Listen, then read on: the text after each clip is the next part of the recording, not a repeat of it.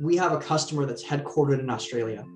And right at the beginning of COVID, they actually had just finished a transaction purchasing a manufacturing facility in Peru. And typically what they'd have to do is they would need to send teams of people from Australia to Peru, and they need to do all sorts of things. They need to inspect the site and sort of make sure it's safe to use, that the machinery is all working, that everything is sort of compliant, right? And they need to run through these inspections. They need to document everything, and they need to sort of then go and replace machinery or upgrade machinery where they need to. And they also then need to, once they get through all the infrastructure, then they need to actually go and basically train these operators who were already hired by the previous company they acquired the site from to say, hey, this is how you're going to run through these procedures. These are the new standards. This is how you do X, Y, and Z thing.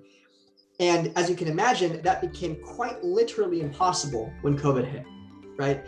And so what do you do in lieu of sending people on site? Well, you can try to use a FaceTime call. You can try to, take some pictures with your iPhone, maybe send some emails, but the sort of the throughput and the bandwidth of that knowledge transfer through those methods is so slim. It's like breathing through a straw.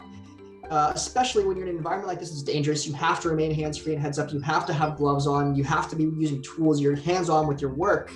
It's not as easy as, hey, I'll just, FaceTime you and help me with my cable box. It's not quite like that, right?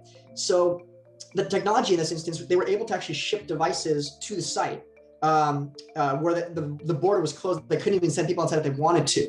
And in a matter of just a day or so, they were able to basically put this device on the heads of those operators and run through all of the site inspections, all of the troubleshooting, all of the commissioning, all of the training. They were able to conduct that in such an effective way, live, remotely, with groups of people on either end, in a way that wouldn't be possible with any other technology, right?